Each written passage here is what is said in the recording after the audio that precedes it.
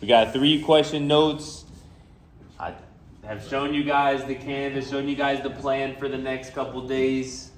Tomorrow is identity. You can see that at the top here it says identities and then it says Pythagorean identity. So here's what's going on. We've basically got 3 days of notes left. Pythagorean identities, the rest of the identities, and then sum and difference identities. So this is the identities unit.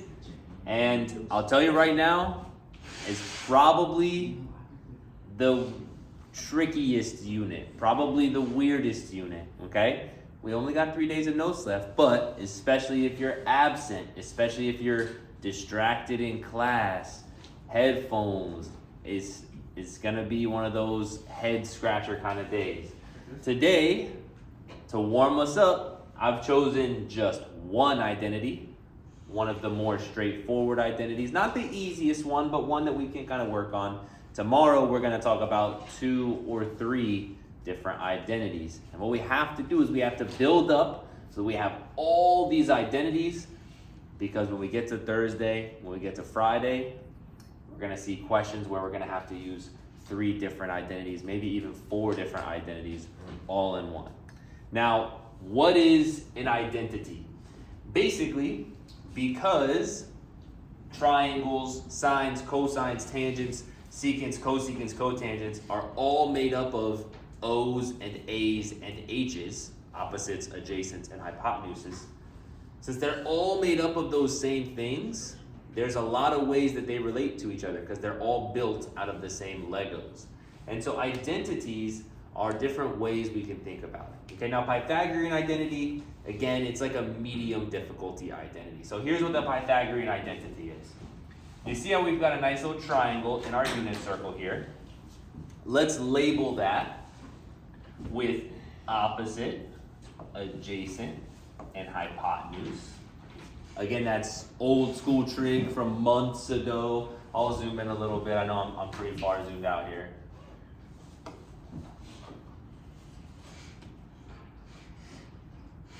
And the Pythagorean theorem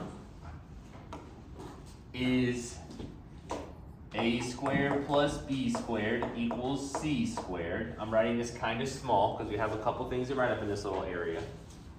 If we replace A, B, and C with O, A, and H, what would the new Pythagorean theorem be? O squared plus A squared equals H squared. Importantly, H has to be on the lonely side of the equal sign because it's the hypotenuse, because it's the biggest side. But that still isn't really all that interesting, okay? Because whatever, who cares if we call it O? Who cares if we call it A? It's just different letters.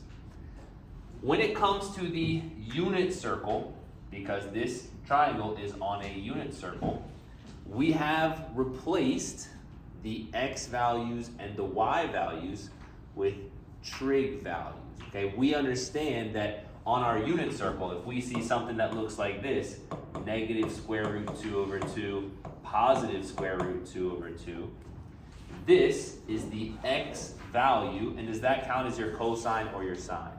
Cosine. That counts as your cosine, right? And this is your y value. That counts as your sine. And so looking at this, we're going to replace one more time into our Pythagorean theorem. Instead of using A's and O's and X's and all that stuff, we're going to use cosines and sines. So our opposite, is that going to count as a cosine or a sine? That would be this side that goes up and down like a y value, and so sine. So we're going to replace this O with sine x. And it's going to be squared. And we talked about this a little bit before Christmas. Where do we put that squared when we're talking about sines, cosines, tangents? It's going to go before the x, after the n. So it's going to look like sin squared x. And this should be kind of common sense here. What are we going to trade out for the A? Cosine. So it's going to be cosine, C-O-S, squared x equals h squared. And now this is looking definitely TRIG-y, right? We've got sines and cosines, but we still have that h, which is a little ugly. We don't really like that h very much, but here's a good thing. H is the hypotenuse, and we know what the value of h is. The unit circle is called the unit circle because it is a circle with a radius of, anybody remember? What's the radius?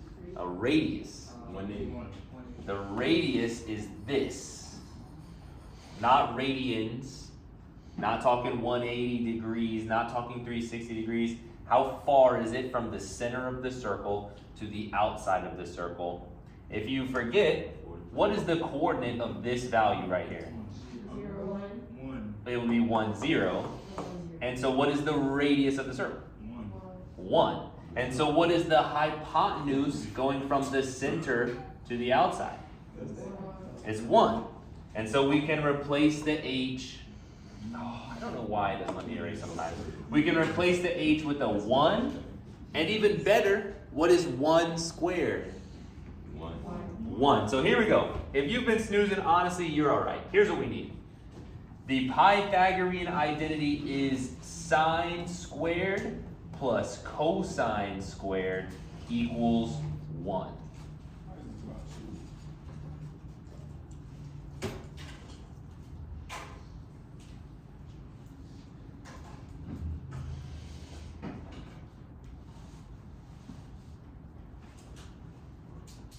Before sine squared plus cosine squared equals 1. Before we go any further, I just want to really quick think about my unit circle. I know that this is 1/2 square root 3 over 2. This is square root 3 over 2, 1/2. I know this is square root 2 over 2, square root 2 over 2. I just want to double check that that actually makes sense, okay? So if I choose, and I start with 30, right? That would be 1/2 squared plus square root 3 over 2 squared equals 1. You guys follow me what I just did? This is sine squared plus cosine squared equals 1. I replaced the sine and the cosine. When I square a fraction, I square the top and I square the bottom, and so I'm going to get 1/4. Square the top. Square root of 3 squared is 3. What's 2 squared? 4. And what is 1/4 plus 3/4? 1. So it does work, right? Of course, if I try this stuff up here, it's going to be the same because it's the same numbers, just backwards, and addition works like that. What about this middle one with these square roots and 2's? Let's just double check that real quick. Square root 2's squared plus square root 2 squared equals 1. Square the top, square the bottom. That would be 2 over 4 plus 2 over 4 equals 1. 2/4, which is a half. A half plus a half equals 1. So this does work. What about negatives? What if I go into the second quadrant where all of my x values become negative? When we square them, it gets rid of those negatives. So it does really work. Again, if you're kind of snoozing a little bit, bottom line is, trust me, the Pythagorean identity does work. So we can do some questions with it. What is cosine of theta given that sine theta is equal to -1? Well, let's use our Pythagorean identity. Pythagorean identity is sine squared theta plus cosine squared theta equals 1. We know that sine is -1, so this is like -1 squared plus cosine squared theta equals 1. What is -1 squared? +1. So that's one of the real like algebra things that we have to get right. when you square a negative, it turns positive, okay? We cannot afford to make those algebra 1 mistakes. We're better than that. So I've got 1 plus cosine squared theta equals 1. I'm going to subtract 1 from both sides. So I'm going to be here. Cosine squared theta equals 0. And how do we get rid of a square? We can square root both sides. Now we have to wait until the end where it is all the way something squared equals something, right? You can't do the square root early. You can't start up here and just square root everything. It doesn't work like that. You have to wait till the very end. Cosine theta is equal to plus or minus 0. Don't forget your plus or minuses. Those are a factor. And honestly, plus or minus 0 for this question, we don't really need the plus or minus 0. But going forward, consider that plus or minus. For this question, all we need is that 0. Now that is forcing to use the Pythagorean theorem, but also this could be an easy question answered with the unit circle. When sine is -1, that would be right here. What is cosine? 0. So again, we're probably forcing it there. But here's a question where it's actually nice to use. Okay, and we've only got 2 questions left, and we've got 15 minutes to lunch, so we're doing great on time. Sine squared theta plus cosine squared theta equals 1. It tells me that sine squared is 2 divided by 3, so I'm going to make this 2 divided by 3. Now don't forget that you still are going to need to square whatever that value is that's coming in. Plus cosine squared theta equals 1. Like the question says, this is not on the unit circle, so I can't just go and grab my unit circle and pick up the cosine. I have to do some kind of strategy here. If I square this, I'm going to get 4 over 9, because I square the top and I square the bottom. 2 times 2 makes 4, 3 times 2 makes 9. Plus cosine squared theta equals 1. I'm going to subtract this the other side. Minus 4 over 9. Minus 4 over 9.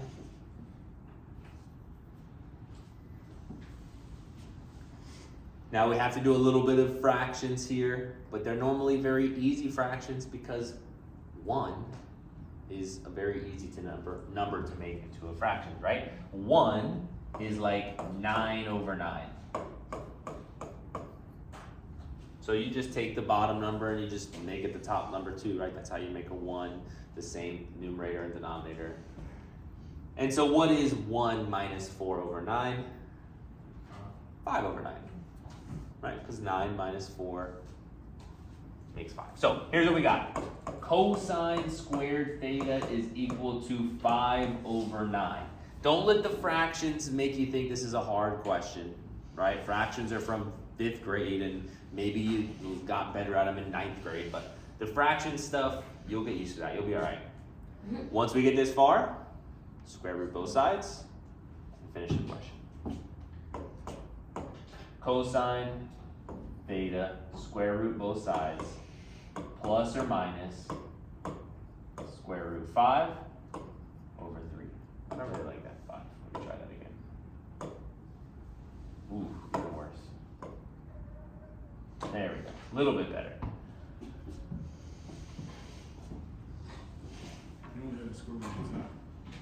I square rooted the bottom as well because it changed from a 9 to a 3.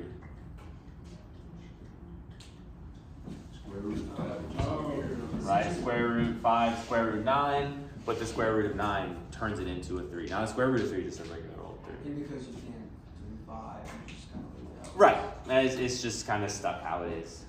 So there we go. There's the answer.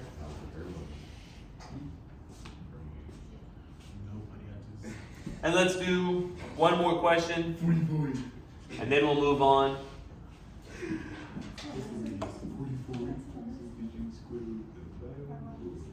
All right, it says if sine theta equals negative 3 over 4, and We're working with degrees between 180 and 270. What quadrant is that? Between 180 and 270? Quadrant 3, okay? Find the values of cosine and tangent. So cosine should be very doable, but tangent seems to kind of show up out of nowhere. Let's just trust and get into it. Sine squared theta plus cosine squared theta equals 1. That's the formula. Plug it in. I know it's negative, but that basically doesn't do anything because our squared is going to get rid of that. So we're going to have negative 3 over 4 squared cosine squared theta equals 1. Square it, which means square the top, square the bottom. 9 over 16 plus cosine squared theta equals 1. Subtract that to the other side. Now, remember what we learned up here when it came to that? It was 1 minus 4 over 9, and the answer became 5 over 9. So what is 1 minus 9 over 16 going to be? It's just going to be 16 over 16 minus 9 over 16. Right. Which is then, no, you're great. Which is then going to basically be, 7. it's not 9 over 16, it's going to be 7. It's going to be all the leftover pieces that were not filled up to make this fraction. So most of us, at least over half, are going to start doing these fractions just in our head, right? If I told you that I want to do 1 minus 18 over 25, what would it be? 7 over 25, right? It's just all the extras that you would need to get from 18 to 25. And so you can start, this is just a random thing I made up, but you can start to do this stuff in your head. Okay, so we get cosine squared theta equals 7 over 16, square root both sides. You'll notice that this bottom number is going to be a perfect square root every time because we took a 4 and we squared it, and now we're going to take a 16 and we're going to square root it. And so it's going to start as a 4, turn into a 16, then it's going to turn right back into a 4. So we're going to get cosine theta is equal to square root 7 over 4. All right, excellent. Now, plus or minus, this question does tell us that we are in the third quadrant, which means, is cosine positive or negative in that third quadrant? It is negative, so we don't need plus or minus for this question. We just need the negative. So, negative square root 7 over 4. But it also asks us for the tangent. Okay. What we've worked with so far is we've got the sine, negative 3 over 4, or really it's just 3 over 4, it's just negative because it's in quadrant 3. And then we've got the cosine, which is negative 7 over 4, which is kind of just like 7 over 4, but it's in the third quadrant. The tangent, if we think about sine here, O over H. If we think about cosine here, A over H. The tangent is made up of those pieces. We just want to grab the 2 letters that work for tangent. So does anybody remember tangent, SOHCA, TOA? So the top letter is O. So let's go to the sign where the O is and grab the top number, 3. Let's go to the cosine where the top letter is A, because that's going to be our OA. And what is the top number for that? Little bit gross, square root 7. If we're in the third quadrant, is tangent going to be positive or negative? Positive, that's right, tangent is positive in the third quadrant. The only thing I don't like about this answer is that it has a square root in the bottom. And we've been rationalizing denominators all year. Final answer. Tangent theta is equal to 3. Put the square root 7 on top. Put a normal 7 on bottom. And you're done. Okay. Pythagorean identity. Honestly, these questions are so repetitive that by the time you do 3 of them on the homework, you're going to be like, I can do this in my head almost with my eyes closed. Okay? You solve them, you subtract them, you square root them.